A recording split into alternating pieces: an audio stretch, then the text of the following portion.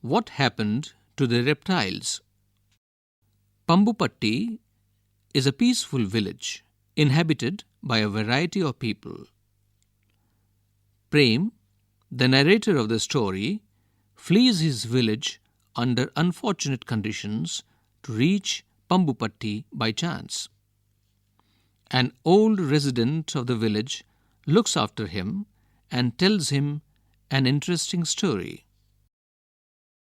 Now the story. You may not believe this story, but I can tell you it is true because I have been to Pambupatti, a village on the edge of the jungle. It is on a cliff, and the vast forest stretches below like a mossy green carpet.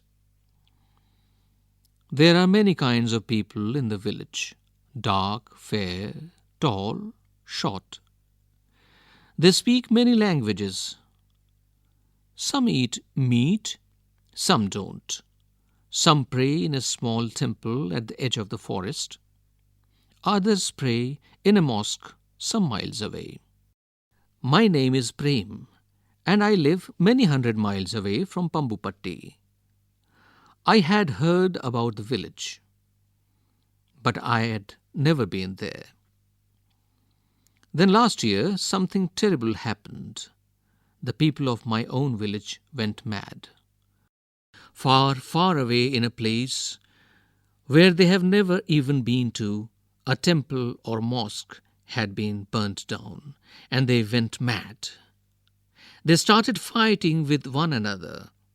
Some had to run away in the middle of the night.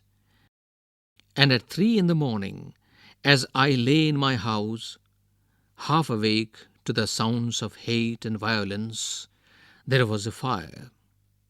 Many houses were burned down in the fire. One of them was mine. I managed to grab a few clothes, some coins, my little Ganesh statue, and I ran.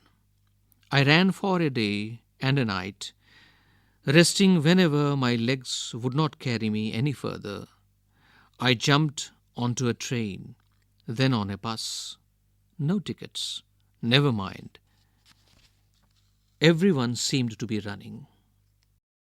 Finally, I found myself in Pambupatti, and I saw some villagers gathered near a well.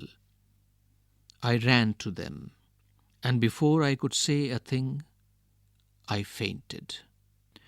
When I opened my eyes, I saw an old man with white hair, white beard, and shining black eyes bending over me. For the next few days, he looked after me, putting food in my mouth and bringing me sweet, cool water from the stream. He rubbed my feet gently and made the pain go away. Neighbors, strangers, everyone came to visit me. "Tell me, grandfather," I said to him one day, "I have never seen people like the villagers here.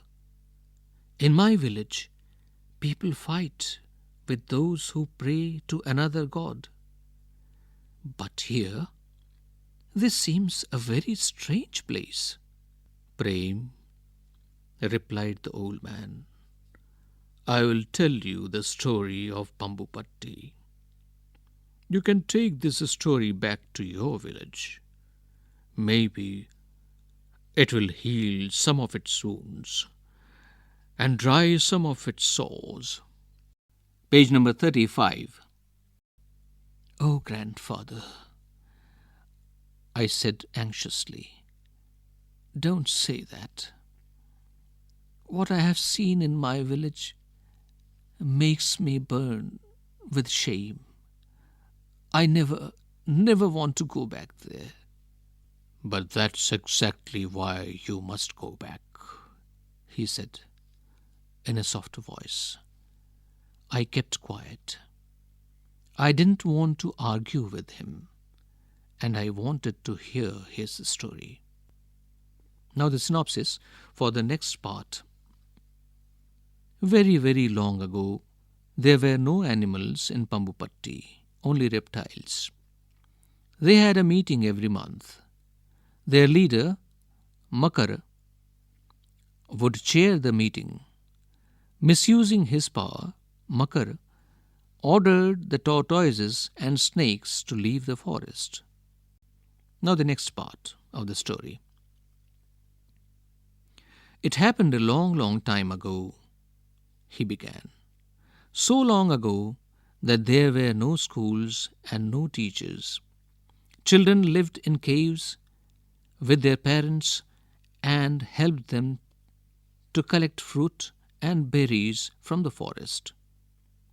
At that time, there were no tigers or panthers or elephants in Pambupatti forest. There were only reptiles, many kinds of reptiles. Now you know what reptiles are: snakes, crocodiles, turtles, lizards.